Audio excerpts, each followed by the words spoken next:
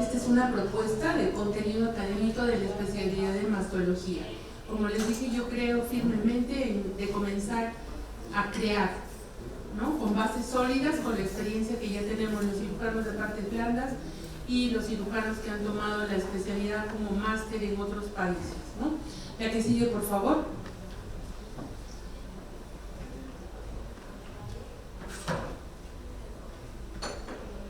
He tomado esta frase porque me parece importantísima y la he tomado de la Universidad de Barcelona. No se trata de crear un súper especialista, pero para trabajar en una unidad de mama es necesario que cada especialista conozca al menos teóricamente las otras especialidades para poder hablar un lenguaje común y facilitar la tarea integradora, asistencial, de protocolos, etc. Y esto lo tomé del máster de escenología de la Universidad de Barcelona. Y también tomé esto del programa de especialista en mastología de la Universidad de Chile y resalté ahí básicamente lo más importante: patología benigna y maligna, como lo dijo Valeria, manejo de técnicas diagnósticas, quirúrgicas y terapéuticas, porque no solo somos cirujanos, también somos clínicos. ¿Qué más? Estrecha relación con médicos de otras especialidades. Recordemos que en este tiempo todo es multidisciplinario. En el pasado se pensaba que solo la cirugía curaba el cáncer. Ahora somos parte de un equipo multidisciplinario, donde convergen todas las disciplinas y lo que se busca es el bien del paciente. Mejor sobrevida, mejor tiempo libre de enfermedad, mejores resultados. El escenario actual. Tenemos un programa de segunda especialidad profesional en cirugía oncológica de mamas que une también tejidos blandos y piel. El departamento base es un solo lugar. Por el momento es un solo lugar. Como mencionaron el doctor Galarreta y como mencionó Gonzalo, tuvimos San Martín y tuvimos UPC, pero en este momento solamente Cayetano forma especialistas y la sede es el INEM, a través de un departamento que solo maneja patología oncológica, o sea, solo cáncer. No tenemos acceso a patología benigna. Raramente, gracias a los filtros que se han hecho en el instituto, llegan pacientes con patología benigna. ¿Dónde vemos patología benigna? En la práctica privada. Ahí es donde nos entregan. Estas son las rotaciones que tenemos durante el primer año: radiología, patología, radioterapia, pero son un mes, ¿no? Rotaciones de segundo año, oncología médica, medicina paliativa y del dolor, y de tercer año, UCI. Entonces, rotación internacional, un mes, pero esto queda a decisión del médico, si consigue la rotación, si puede ir, si lo puede costear, ¿no? Y este es un cronograma de actividades asistenciales docentes muy rico, muy rico, porque hay una parte que nosotros no podemos negar, y es que en el instituto tenemos pacientes a borbotones, y entonces las actividades son increíbles y las tenemos todo el tiempo. Pasamos visita todos los días, tenemos actividades de mediodía, lunes y miércoles y viernes, discusión de casos, sala de operaciones martes, jueves y sábados, plenarias institucionales una vez al mes, tenemos discusión de casos clínicos. Entonces, esta forma de aprender es mágica, pero solo es relacionada a cáncer. La patología benigna no la toca. Y eso que nos hace comprender que de repente necesitamos tener un partnership, un instituto o un hospital general donde la gente que formamos se puede entrenar en patología benigna. Y esto me lo robé de Valeria. Y he puesto con una aspa lo que sí tenemos, porque evaluamos anatomía, histología, fisiología, no vemos alteraciones clínicas, ni fisiológicas, ni alteraciones congénitas. Sí tenemos evaluación de imágenes mamarias, pero solo lo oncológico. Al toque podemos ver algo y decir, ¡fum!, esto es cáncer. Tenemos muy poco entrenamiento en patología benigna, en patología no tumoral, en patología maligna sí, salimos unos capos. En técnicas quirúrgicas oncoplásticas nos falta, todavía nos falta mucho por adquirir. y probablemente con los cursos que pueda hacer la sociedad, donde podamos viajar, y cuando se instituye en una especialidad, pienso que vamos a poder brindar o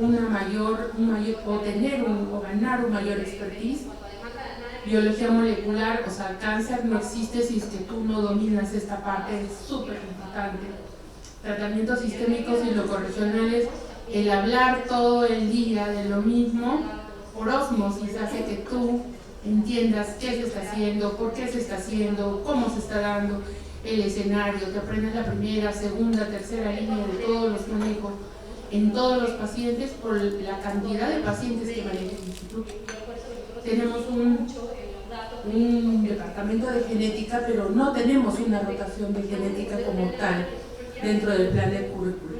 Entonces, esto nos hace pensar en que en esta nueva especialidad, que sería la mastología, no deberíamos incluir los tejidos blandos ni la piel, y tenemos pendiente integrar investigación, telemedicina, inteligencia artificial, cirugía endoscópica y robótica, por ejemplo, en pacientes que tienen mutaciones BRCA1, BRCA2, con una tosis C, con una mama mediana pequeña, tranquilamente el robot podría ayudarnos en este tipo de cirugía. Gestión y administración de unidades de mama, porque ya nosotros no solamente somos médicos, tenemos que aprender a gestionar. Si vamos a pensar todo el tiempo que el Estado nos va a dar los recursos, cada vez vamos a hacer una brecha y un fraude más enorme. Tenemos que aprender a gestionar, tenemos que aprender a ver de dónde podemos obtener los recursos y hacer que los pocos recursos que tengamos pues nos rindan la mayor cantidad de resultados, que a la larga son los que nos miden con indicadores. Esta es la base legal, creo que esto no cambia porque es la ley universitaria, la ley de residentado, los reglamentos de cada universidad, esto es igual para todos los procesos. Pero yo pensaría que la cirugía, la especialidad base, debería ser cirugía oncológica. Y esto lo digo pensando en la realidad del Perú. ¿Por qué? Porque en las unidades oncológicas, que lamentablemente están disgregadas, porque la parte quirúrgica depende de cirugía y la parte de oncología médica depende de medicina, los cirujanos no tienen un flujo tan alto como nosotros lo tenemos en el instituto. Entonces tienen su día de consultorio, tienen su día quirúrgico, pero el resto de los días están colaborando con el resto de los especialistas que hacen cabeza y cuello, que entran en cavidad abdominal, y entonces eso hace que un cirujano oncólogo esté mucho más entrenado para poder ayudar a los especialistas, ¿no? Tomando en cuenta que todos en el Perú prácticamente trabajamos 6 horas diarias, de lunes a sábado, y que no podemos hacer turnos de 12 horas si no tenemos guardias activas. Entonces este tiempo tenemos que aprovecharlo, sí, ayudando probablemente a nuestros compañeros que tienen una especialidad diferente, porque también ellos en algún momento pasarán a ser nuestros ayudantes, y ellos también tendrán que gastar esas horas que no son su especialidad, pero que están en sala dedicados a la ayuda y al crecimiento de esa unidad oncológica. Obvio que tiene que ser médico, tiene que tener registro, tiene que haber realizado según buen estado de salud física y mental, y bueno, cumplir íntegramente todo el programa de proceso.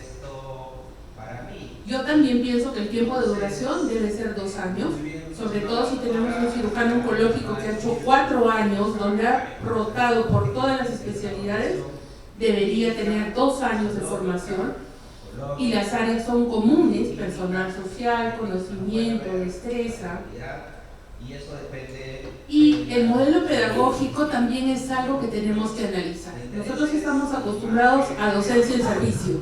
Eso significa que el alumno, el residente viene y nosotros estamos haciendo consulta y le enseñamos todo en la consulta. Viene el residente, estamos en sala y uno le enseña anatomía en sala, técnica quirúrgica en sala, ¿listo? Pero el nuevo modelo de enseñanza es el relearning. En el relearning hay una revisión y repetición de los conceptos previamente aprendidos. Eso que le enseñamos en consultorio, el material que le dimos para que lea, más los videos tutoriales, más la evaluación, van a hacer que este chico realmente aprenda adecuadamente y fije el conocimiento. El relearning entonces requiere actualización constante de conocimientos, tiene que aprender protocolos, tiene que aprender tratamientos. Nosotros tenemos en el instituto una gran cantidad de revisión de casos clínicos reales, pero también para las evaluaciones podríamos tener casos simulados, talleres prácticos. Muchas universidades acá en el Perú como UPC y otras tienen modelos para práctica, evaluación continua. Yo me acuerdo que cuando estaba en el residentado en Cayetano teníamos un terror cuando llegaba el examen. ¿Te acuerdas, Toño? Todos estudiaron porque teníamos que dar examen. Ahora ya casi no existe eso, pero sí es necesario. No porque queramos saber quién es el primero y quién es el último, no, sino como parte de la evaluación que yo mismo tengo que hacerme como persona y como profesional. Estoy aprendiendo, sé lo necesario, qué es lo que me falta mejorar, en qué estoy débil y tengo que reforzar. Y obviamente el uso de tecnología educativa, ¿no? Las plataformas, las aplicaciones.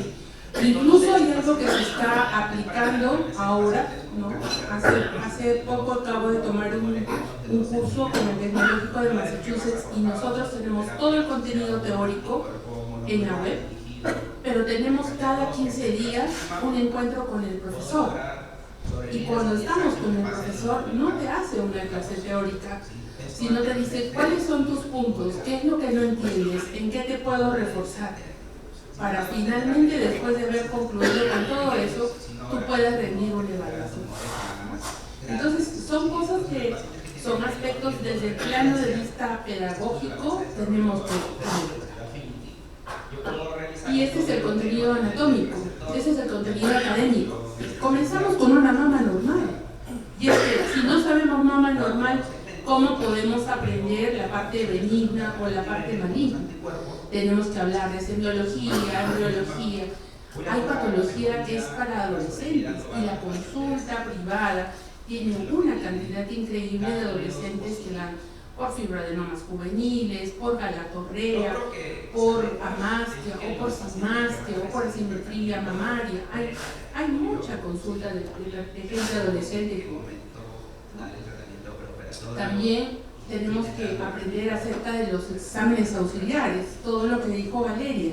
Tenemos que aprender acerca de la mamografía, los métodos de intervencionismo por mamografía, por ecografía, el intervencionismo por resonancia, ¿no? Las indicaciones, que es lo más importante de aprender. Y luego no nos podemos dejar de fijar en todo lo que significa biología molecular y genómica, porque en base a ello está todo el tratamiento farmacológico. Y algo importante son las habilidades blandas. Cuando yo llegué al INEM, lo más difícil fue aprender a dar las noticias, ¿no? Cómo uno le dice a alguien que tiene cáncer, cómo alguien le dice a la familia en ese momento que no sabíamos cuánto va a vivir, si va a responder, el tipo de tratamiento, las drogas. Entonces tenemos que aprender a adquirir habilidades blandas y tener todo lo que significa comunicación. Pero hay algo muy importante también, que son los fundamentos de bioestadística. Y eso significa que tenemos que aprender estadística, que tenemos que aprender a redactar trabajos de investigación, a evaluar y a interpretar nuestros gráficos, nuestros resultados, aprender a hacer lectura crítica, ¿no? Y eso pues no lo vamos a aprender, nos los tienen que enseñar, eso será la base y luego nosotros reforzaremos, ¿no? Pero estos chicos en formación tienen que tener, exigimos publicación, pero si no damos cómo lo tienen que hacer, es bien difícil que ellos lo consigan, ¿no? Entonces tenemos que enseñar. En patología benigna, todo lo que tratamos prácticamente en la parte privada, dolor mamario, mastitis. Creo que a nadie le gusta tener una mastitis crónica, peor si es granulomatosa, porque es larguísima la evolución, porque no hay un tratamiento estándar, ¿no? Ginecomastia, no solo la parte quirúrgica, sino también la parte médica. En patología benigna también viene acá todo lo que significa dermatología en patología mamaria, el rol de la cirugía plástica, porque hemos dicho que la formación o sea, nosotros no somos mastólogos que vamos a formar mastólogos. es un equipo multidisciplinario que va a formar al especialista. ¿Dónde está oncólogo clínico? ¿Dónde está radiólogo? ¿Dónde está el cirujano? ¿Dónde está el oncólogo médico, el patólogo, el genetista? Es que si queremos tener un producto valioso, esto tiene que ser de esta manera. Comenzar a hablar de cáncer de mama precoz, de cáncer de mama hereditario, de cirugías de reducción de riesgo, y ahí es donde entra todo este rol de la cirugía de mama endoscópica y robótica, que en Perú tenemos el primer robot, muchos hospitales están en la licitación, 2 de mayo ya tiene también su robot comprado, entonces tenemos los recursos y tenemos los instrumentos, pero tenemos que formar a los profesionales. Igual tenemos que saber de la biología del cáncer de mama, explicarles qué significa un Ki-67, qué es un HER2, qué significa un TIL cuando ven su resultado y el paciente te pregunta. Tenemos que saber que además de la cirugía, qué otras herramientas tenemos para el tratamiento regional, instruirlos acerca de lo que significa la medicina nuclear, qué significa el centinela, qué modalidades hay para evaluar el ganglio centinela. Nosotros tenemos en Perú verde de indocianina, pero no lo usamos porque todavía no tenemos registro sanitario y nadie que lo comercialice. Pero el verde de indocianina no solamente tiene una precisión increíble para la identificación del centinela, sino para la vascularización de los colgajos cuando hacemos mastectomías con preservación de complejo areola. Es increíble, ¿no? Es increíble el verde de indocianina. Entonces, y también tenemos que aprender, nosotros tenemos 65% de pacientes con cáncer de mama localmente avanzado y metastásico. Eso significa que nuestras pacientes primero reciben quimio y luego las operamos. Y entonces ahí también tenemos que aplicar el conocimiento y enseñar a los que están en formación qué alternativas se les puede dar a las pacientes.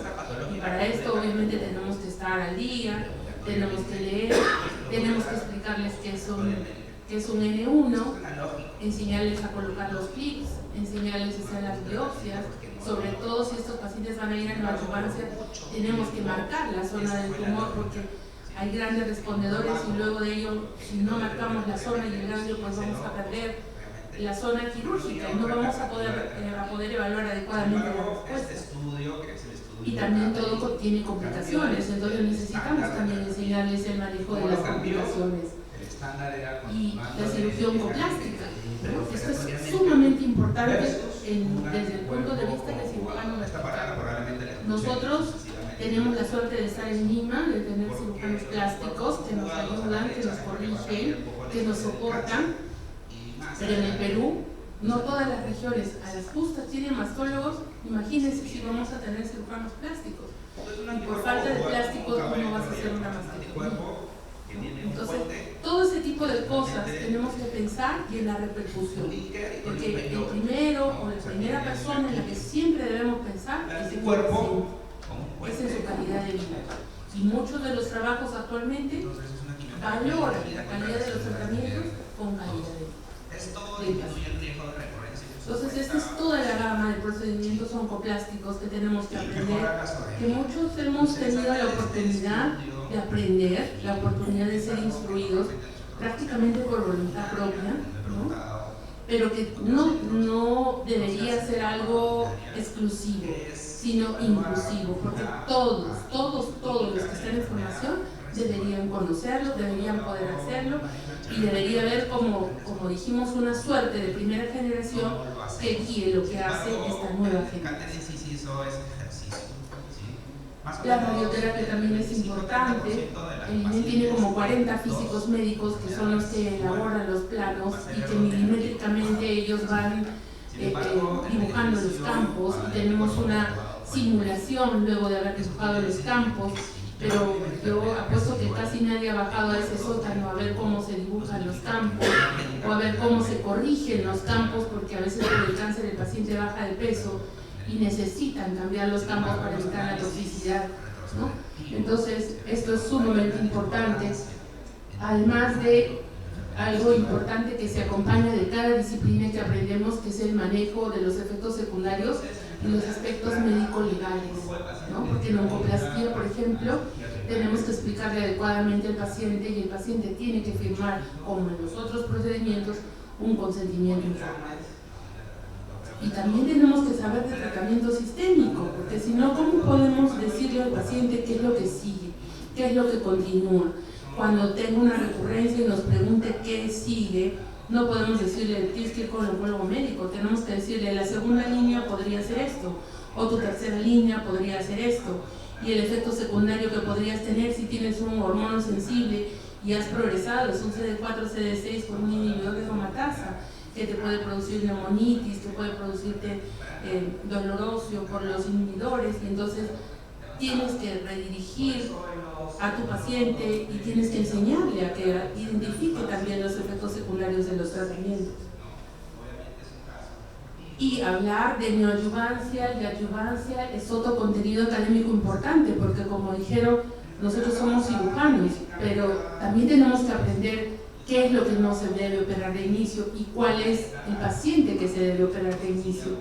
Nos ha costado muchísimo comprender que, por ejemplo, en pacientes triple negativo o en pacientes HER2 a partir del 1.5 se benefician de la neoadyuvancia con algunas exclusiones en HER2, sobre todo si tienen cambios negativos donde es discutible, porque hasta 3 centímetros según el MD Anderson podrían tener manejo quirúrgico.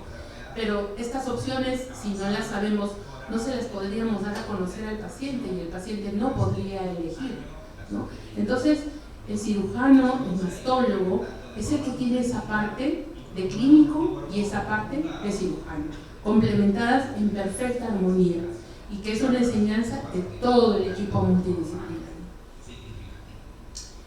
Y también tenemos que aprender de cáncer metastásico, porque, o sea, si tenemos un 7 a 10% de pacientes con cáncer metastásico, también tenemos que orientar al paciente acerca de las decisiones que tiene que tomar, sobre todo en enfermedades con triple negativo y HER2, que son las que tienen más desarrollo, ¿no? Antes pensaba que cuando uno tenía HER2 y enfermedad cerebral ya no había alternativa y ese paciente iba mal.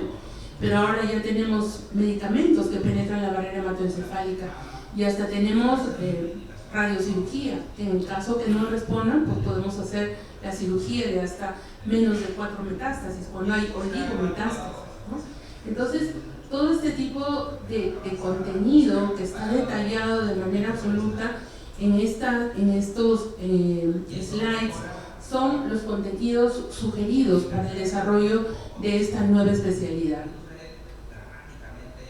Y esta es la parte final. Este es un artículo que fue publicado en el Annals of Surgical Oncology, de donde se resume la experiencia de muchas unidades de mama. Dice qué factores del cirujano influencian los resultados de la cirugía, y acá se suman incluso la producción de Mónica Morrow, ¿no? Y dice, un cirujano tiene que tener un gran volumen de pacientes, porque si no tiene un gran volumen no va a estar entrenado. Y si no tiene un gran volumen, jamás se va a poder intentar hacer una cirugía de conservación o una oncoplástica, y va a tener la seguridad únicamente de hacer mastectomía, y todos los pacientes les va a ofrecer mastectomía. De la misma forma les va a ofrecer solo disección radical de axila y no sentinela, incluso en pacientes con neoadyuvancia que han negativizado la axila. Conocimiento de oncoplástica, porque hasta para la cirugía de conservación sencilla, común y corriente, todos esos conocimientos nos ayudan a orientar toda la técnica quirúrgica de la cirugía. Tienen que tener un fellowship o un entrenamiento obligatorio, académico, organizado, ¿no?, que les sirva para tener las credenciales de que él efectivamente completó toda esta parte de formación para ser un mastólogo. Y tiene que preocuparse de su desarrollo profesional. Y ahí lo que dicen es, tiene que pertenecer a una sociedad, tiene que tener producción científica, tiene que pertenecer a un grupo de estudio, ¿no? Y eso quizá es lo más difícil que tenemos en este momento, para tratar de que los cirujanos se mantengan al día, se mantengan en la modernidad de la técnica quirúrgica y también de los conocimientos que en cáncer de mama son galopantes. Todos los días tenemos nuevas publicaciones, nuevo conocimiento. Y eso es todo. Y les quiero agradecer porque ha sido una maratónica tarde donde hemos hablado de todo prácticamente, ¿no? del Perú, de cómo es la formación, de los recursos que disponemos, que son recursos insuficientes, la planificación del Estado, que tiene otros intereses diferentes y que debería ser reevaluada, el ánimo de la FLAM de que en Latinoamérica tengamos una currícula única que nos permita calificar o certificar como unidades de mama validadas con la cantidad de profesionales suficientemente formados en cada país, con la oportunidad de poder compartir los maestros y las experiencias de cada país a través de la recepción de gente joven que se quiera formar, y con esta nueva propuesta. Tenemos en el Zoom al doctor Rufo Freitas y también al doctor Miguel Oller. El doctor Rufo Freitas, buenas tardes. Doctor Oller, buenas tardes. Estamos acá encantados de tenerlos, les agradecemos por conectarse y nos encantaría que ustedes pudieran compartirnos sus opiniones.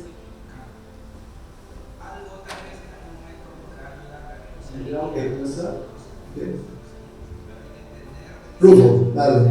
Saludos. Vamos ya. Después de usted. Bueno, en primer lugar quiero agradecer a Gabriela Calderón por su invitación que nos hizo a participar en este foro tan importante. La verdad que el tema en discusión y el debate no tiene fin, es muy interesante y tiene muchos matices por la evolución que ha tenido la mastología a través de los años y el grado de aceptación que hemos ido logrando en la comunidad médica, sobre todo en las especialidades afines a nosotros, pero también en la comunidad en general de los pacientes. Yo creo que los diferentes países tenemos cosas en comunes, pero tenemos también diferencias regionales de acuerdo a características que son propias de cada zona.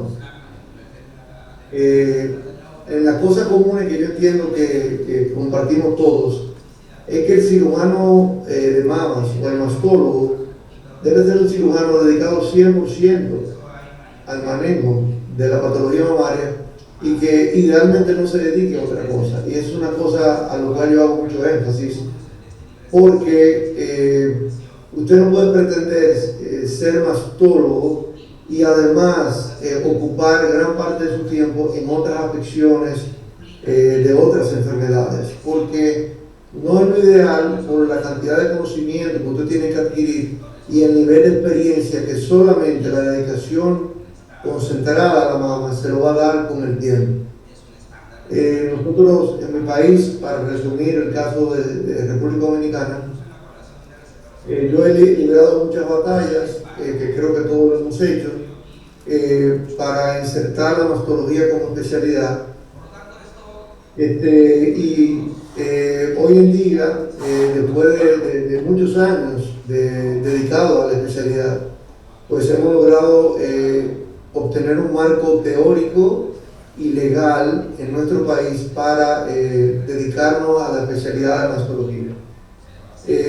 Como ustedes han planteado, creo que 2 años es un tiempo ideal para usted, unido a un grupo de trabajo, pueda especializarse en la materia. La mastología, sin embargo, en su contexto completo es muy compleja en términos de todo lo que abarca, porque a pesar de ser una super especialidad, es un campo que tiene diversidad de complejidades que no todos necesariamente tienen que manejar. Y me refiero fundamentalmente a que el mastólogo por muchos años manejó el cáncer de mama, pero en los últimos años se ha incorporado la moda de la cirugía oncoplástica y reconstructiva. Eso está de moda, todo el mundo quiere hacer cirugía oncoplástica y reconstructiva de la mama. De hecho, de otras especialidades afines también hay interés de incursionar en la cirugía oncoplástica y reconstructiva. Y el cirujano mastólogo de formación debe tener el entrenamiento, pero yo no lo considero que es necesario que un cirujano mastólogo maneje, por ejemplo, todos los niveles de cirugía oncoplástica y reconstructiva. porque son técnicas a veces muy complejas y que definitivamente un cirujano mastólogo se puede sentir más cómodo trabajando junto con un cirujano plástico, y eso está bien, eso no está mal. Ahora bien, el cirujano mastólogo vertical puede perfectamente hacer todas las técnicas si es adecuadamente formado. Entiendo que el mundo de la post-pandemia quedó muy afectado con el asunto de las educaciones continuas a través del Internet, y eso ha generado, a mi entender, también dificultades en certificar personas en campos realmente donde no están capacitados a ejercer. Fundamentalmente la cirugía de mamas y más la cirugía oncoplástica y reconstructiva es una cirugía muy demandante que tiene niveles de complejidad importantes, y yo personalmente pienso que un curso online o semipresencial no necesariamente va a capacitar a un cirujano de mama para hacer estas operaciones complejas. Creo que para llegar a estos niveles de cirugías de alta complejidad hay que unirse a un equipo con experiencia de reconstrucción mamaria y cirugía oncoplástica y presencialmente agotar ese tiempo de formación. En nuestro país, por ejemplo, nosotros tenemos la cultura americana donde el ginecólogo no maneja la patología mamaria, por lo que nosotros en nuestro programa de formación no aceptamos ginecólogos dominicanos porque en su especialidad base no maneja la patología mamaria, es un sistema muy americano, aceptamos básicamente cirujanos generales o cirujanos oncólogos. Nosotros hemos tenido mucho intercambio con la Sociedad de Cirugía Oncológica en mi país. Yo personalmente creo que es un desperdicio de tiempo si usted va a dedicarse a ser mastólogo, a hacer 4 años de cirugía oncológica. Ese es mi punto de pensar. Yo entiendo que un cirujano general que haga 2 años de cirugía de mama va a estar más que internado presencial para hacer mastólogo, porque no tenemos toda la vida para estudiar. Si usted es médico y después hace 4 años de cirugía general y después 4 años de cirugía oncológica, donde la mayor parte del tiempo usted se va a dedicar a tumores extramamarios, me parece que es demasiado tiempo para después hacer 2 años más de cirugía de mama. De manera que esa es mi posición personal. Yo entiendo que, claro, el cirujano oncólogo maneja la mama, pero hacer adicionalmente mastología, creo que hay unos años ahí que pudo haberse economizado si entrara directamente desde la cirugía general y pierde menos tiempo. En nuestro país, por ejemplo, nosotros hemos alcanzado, el cirujano mastólogo ya puro, como yo le llamo, no es que los otros sean impuros, pero puro porque se dedican estrictamente a la mano. Estamos ya a nivel, por ejemplo, de salud pública, que es el órgano rector de lo que debe hacer cada especialidad, y estamos discutiendo, por ejemplo, la capacitación o la competencia que debe tener un especialista para manejar reconstrucción mamaria. Y en ese sentido nos hemos reunido la Sociedad, por ejemplo, de Cirugía Plástica, la Sociedad de Cirugía Oncológica y la Sociedad de Serología, que la presido en este momento, y hemos determinado cuál es el ámbito para cada cual. Para que ustedes entiendan, el cirujano mastólogo de base tiene la autorización de salud pública en nuestro país para manejar no solamente la mama enferma, sino para simetrizar la mama contralateral. Sin embargo, se decidió que el cirujano oncólogo no debe simetrizar la mama contralateral, sino que debe hacerlo el plástico. Entonces, estamos en ese terreno de debatir un poquito los territorios. Pero nada, yo entiendo que la mastología vino para quedarse. Creo que es una especialidad que tiene mucho trabajo. La parte de oncoplástica y reconstructiva para mí es, en nuestra experiencia y lo que hacemos, más de la mitad, literalmente más de la mitad del trabajo de nosotros es cirugía oncoplástica y reconstructiva. Y sí, estoy de acuerdo que el mastólogo debe conocer los principios básicos de todo el equipo multidisciplinario que maneja la mama. El mastólogo debe estar al tanto de todo. Y cuando un oncólogo entiende que un paciente se debe operar, pues nosotros como mastólogos sabemos por qué el oncólogo le está diciendo. Y no somos simplemente técnicos que obedecemos sugerencias de los oncólogos clínicos para operar o no operar al paciente, como yo veo que se da en muchos casos de algunos cirujanos que simplemente le mandan a operar a un paciente y no tienen criterios propios para decir este paciente no debe operarlo por tal o cual razón. Los felicito por la actividad. Creo que la FLAM a partir de ahora debe jugar un rol esencial en la certificación y en velar por la capacitación de los mastólogos a nivel de Latinoamérica.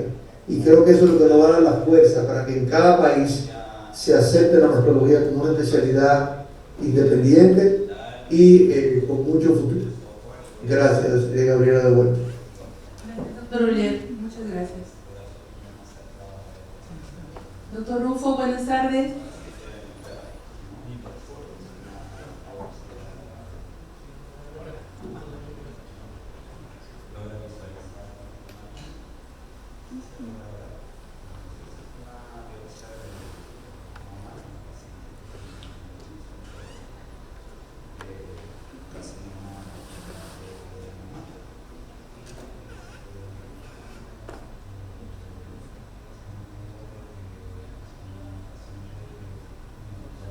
¿Se pueden activar?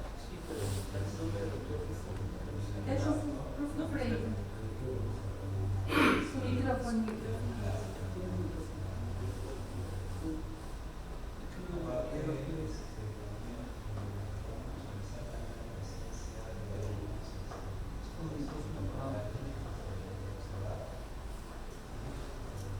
Doctor Rufo, creo que su micrófono está apagado. ¿Lo puede activar?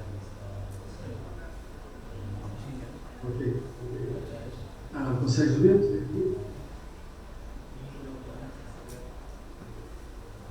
Muy bien.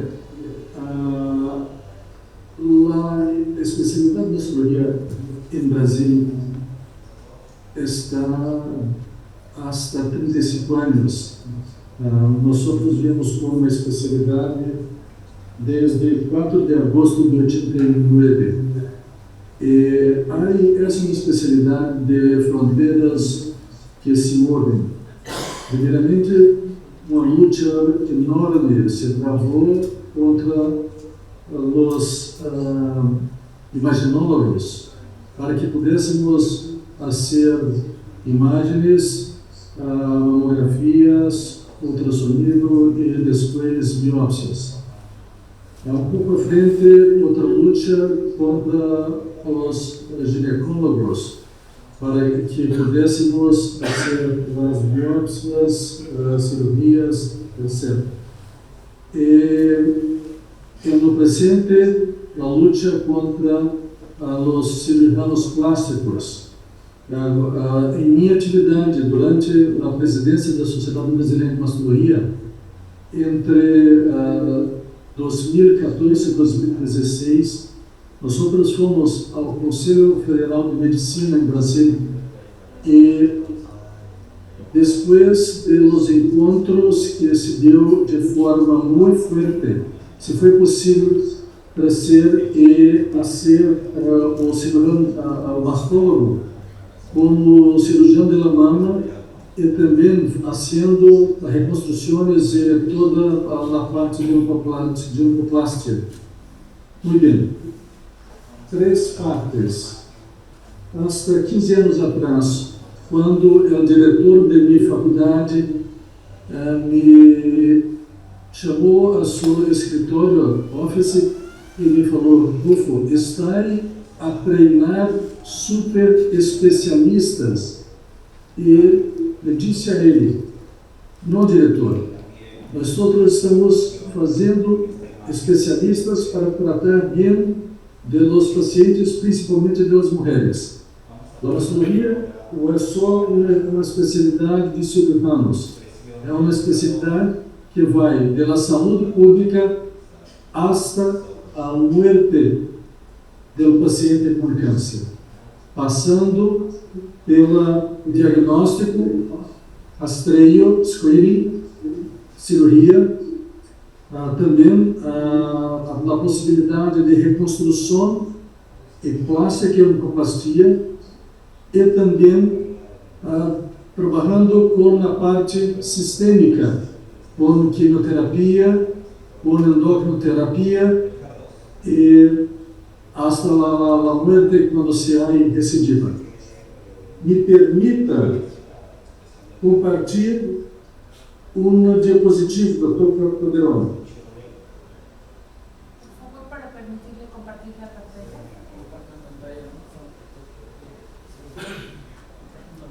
Claro que sí, doctor Rufo, lo van a habilitar. Ok. Presentación. Compartir la pantalla. Podemos ir por acá. Esta é a situação da cirurgia da mama. Hoje falamos de imagens de passado, linfonodo sentinela e muito de oncoplastia e reconstrução, como o Dr. Ole nos falou alguns minutos atrás. A diferença é a cirurgia nunca vai estar acabada, pelo que há limite a ela.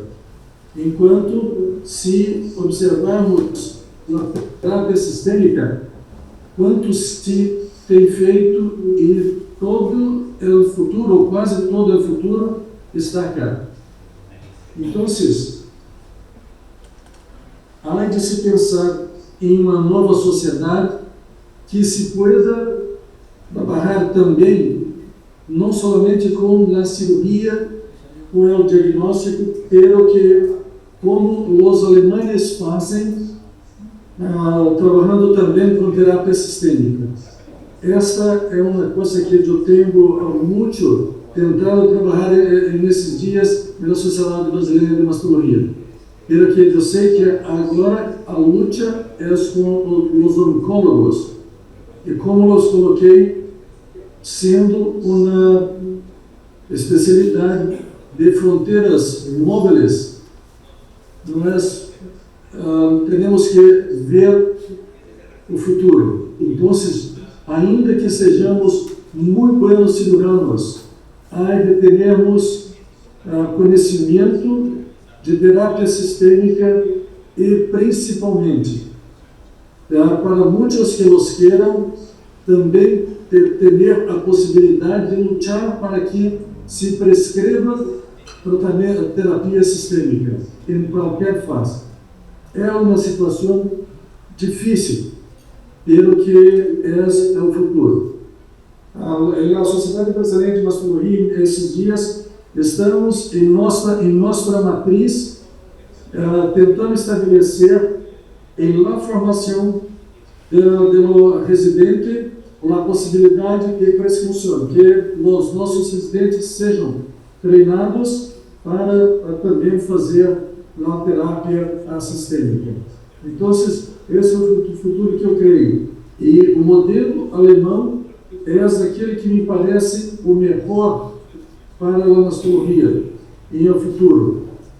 Desde o diagnóstico, passando pela cirurgia, reconstrução, a oncoplastia e também terapia sistêmica. E como disseste em tuas apresentações, há de se ter uma colaboração na América Latina, na Latinoamérica, para que possamos, juntos e unidos, trabalhar em protocolos que possam diminuir as diferenças e desigualdades que o Dr. Ole colocou em sua charla. Isso, creio que não há como voltar atrás. É uma belíssima oportunidade para o Peru iniciar a mastologia como especialidade.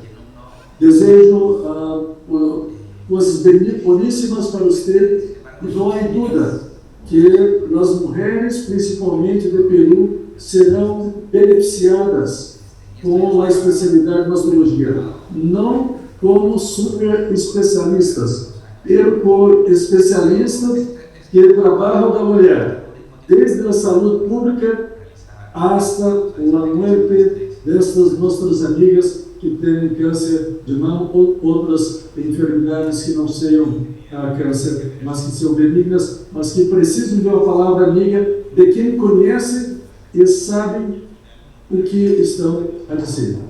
Graças por a oportunidade. Gracias, doctor. No sé si ustedes desean, Valeria, Guillermo.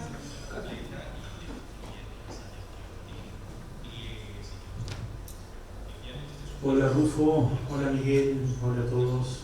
Qué lindo verlos, están muy jóvenes. Bueno, concretando un poquito esto, todos sufrimos los mismos problemas.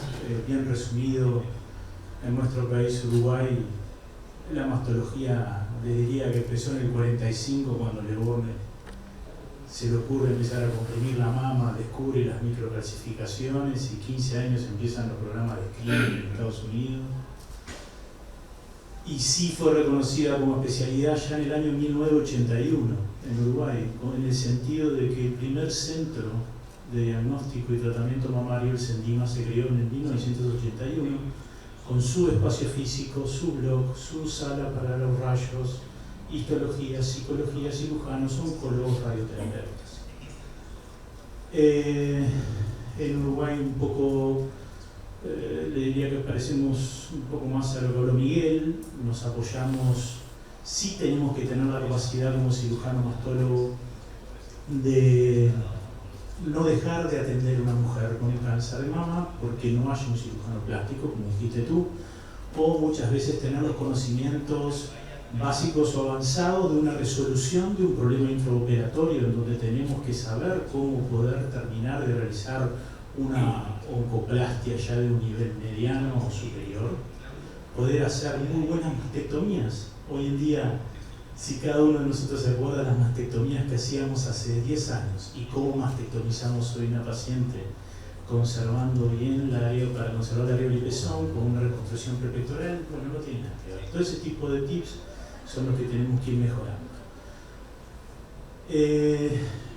Yo un poco veo que sí, el mastólogo tiene que ser cirujano, pero cualquiera de nosotros, creo que hay oncólogos mastólogos, radioterapeutas mastólogos, imagenólogos mastólogos, anatomopatólogos mastólogos.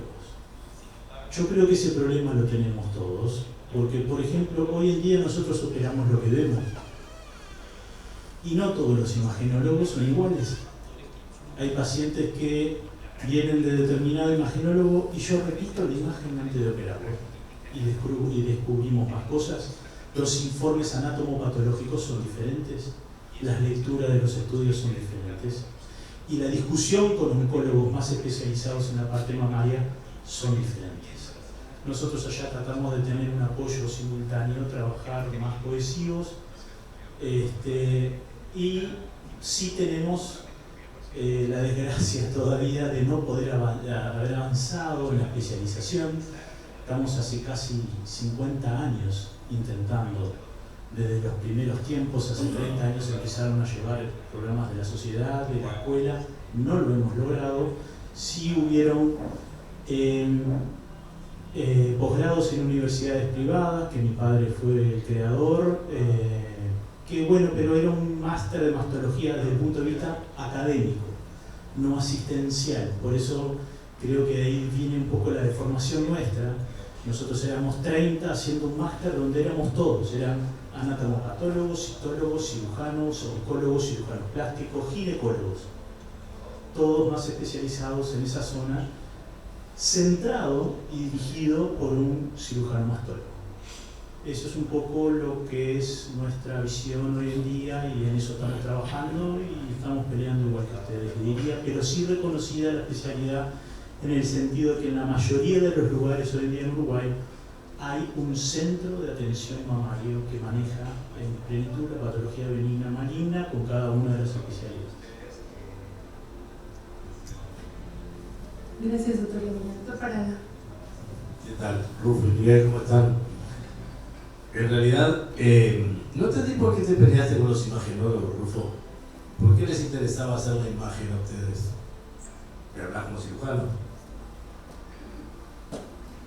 Porque en realidad, es cierto sí que a veces los imagenólogos metemos un poco el piecito en algunas cosas, pero por ejemplo, el tema biopsia, que puede llevar a alguna controversia, pero no se me ocurriría opinar sobre el tema del cirujano, nunca en la vida.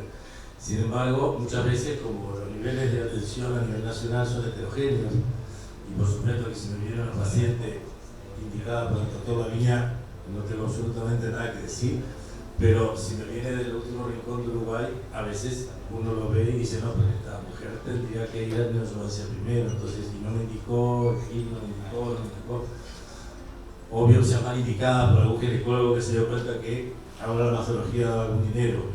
Entonces los dineros se nos mezclan como siempre en todo, ¿no?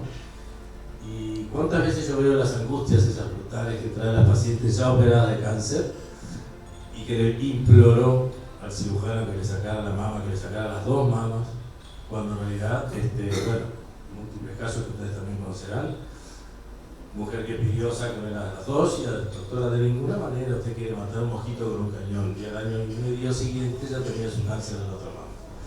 O sea, tiene tantos ángulos, tantas cosas, tantos puntos de vista diferentes, pero como dice Guillermo, yo estoy totalmente de acuerdo, entiendo que cada área, cada especialidad está, como dijiste, con fronteras móviles, ¿no? Porque todos tenemos que saber un poquito del otro. Siempre el otro va a saber mucho más porque sí es su especialidad, naturalmente. Pero sigo sin entender qué hicieron ustedes con la imagenología en tu historia, porque ¿por qué pelear con los radiólogos? ¿Para poder manejar la imagen de ustedes mismos como cirujanos? ¿O cuál era la idea? Pues no lo entendí.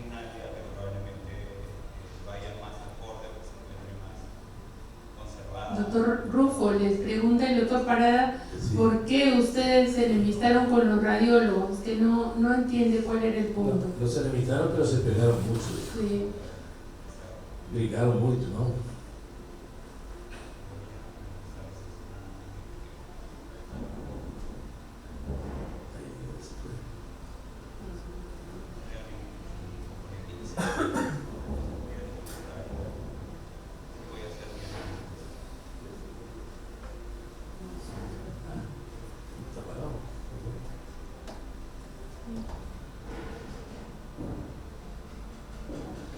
No le podemos escuchar. Prenda su micro, doctor Rufo. Bueno, no importa, de todos modos, más que nada reforzar un poco la idea del doctor Laviña, que yo entiendo que sí, que hay mastólogo, algo, de todos modos siempre. Sim, agora pode. Agora. Hola, É necessário que o rosto dê reação ao microfone. Muy bien, Pepe, sí. que passou ano passado é que nós não poderíamos fazer. Hoje nós temos uma boníssima amizade com os imaginólogos do Colégio Brasileiro de Radiologia. E temos uma comissão conjunta dos imaginólogos, com mastólogos e com os ginecólogos das três sociedades. E esta comissão é que rege as possibilidades das diretrizes brasileiras de rastreamento, por exemplo. Então, hoje é possível, como mastólogo, fazer. Hoje não há peleia, não há luta, há uma amizade bastante grande e uma conjunção das três sociedades para que possamos fazer o melhor para os brasileiros. ¿Esto que perguntaste? Sí, en parte sí. Y después la otra cosa es que porque estamos permitiendo casi en todos lados, creo que se cuecen las mismas habas, que yo entiendo que es el cirujano mastólogo un poco el dueño de la situación, ¿no es cierto?, del paciente. Y manda a hacer un estudio, como decía Guillermo, con un imagenólogo que no está dedicado a la especialidad. Y a veces esos pacientes entiendo que deberían ser reestudiados, porque en realidad van a tomar la decisión en función de un resultado no del todo confiable. Entonces, ¿cómo hacer para poder filtrar, para poder limitar que no sigan adelante los estudios realizados por personas que no están especializadas en el tema? Porque todavía no hay ninguna, supongo que ni siquiera en Brasil habrá un comité, algo que ponga un parate a estas cosas, a que hagan los estudios de mama especialistas generales en el área.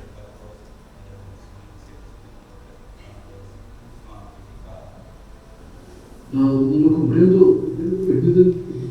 Doctor Rufo, el doctor está preguntando si en Brasil existe alguna ley o alguna regulación para que los estudios de patología mamaria sean realizados por radiólogos con expertise en patología mamaria y no por un radiólogo o en un centro general. No hay nenhuma lei, Pepe, que se diga que diga-se apenas com expertise de patologia mamária. Qualquer radiólogo pode trabalhar com mamografia, com ultrassonido, pero que para os mastólogos e para os ginecólogos que queiram trabalhar com mamografia e também com ultrassonido, é necessário fazer uma subespecialidade, título de mamografia e de ultrassonido para que possa fazer de maneira legal. Ok. Eso en teoría es así, pero en la práctica podría suceder que una persona que no está habilitada, que no tiene esa subespecialidad, si no tiene problemas, puede hacer igual los estudios o es respetado. Te pregunto a ti. Eu pregunto a você, porque você fala de 35 anos, não? De antiguidade, de história. Então, Sim. tem alguma produção diferente que o resto, não? Pepe, não estou a entender. O som não está bom do seu microfone. Ok. No, pero no te preocupes, porque creo que se estira mucho la sesión y no quiero entorpecer la marcha. Es simplemente que me ha dado mucho gusto, mucho placer verlos a los dos, a ti y a Miguel, y espero que nos veamos pronto. En marzo, por ejemplo, es una buena opción. Les mando un gran abrazo. Doctor Rufo, se está despidiendo el doctor, le agradece por el contacto, por haberse tomado el tiempo de habernos compartido la experiencia en Brasil, la idea que usted tiene del mastólogo. Ese mastólogo moderno quiere que sea un mastólogo alemán, que además de manejar toda la parte quirúrgica, también maneje la parte médica, incluyendo la quimioterapia. Y también le agradecemos al doctor Miguel Oller, que se está comunicando desde República Dominicana. El doctor Oller es presidente de la Sociedad de Mastología de allá, de República Dominicana, y que también nos ha dado un consejo acerca de la duración, de la especialidad, de las especialidades bases y de la concordancia, el acuerdo y el trabajo en equipo que debe existir con otro tipo de sociedades, como la sociedad, por ejemplo, de cirujanos plásticos y de cirujanos generales, ¿no? Muchísimas gracias y quiero que...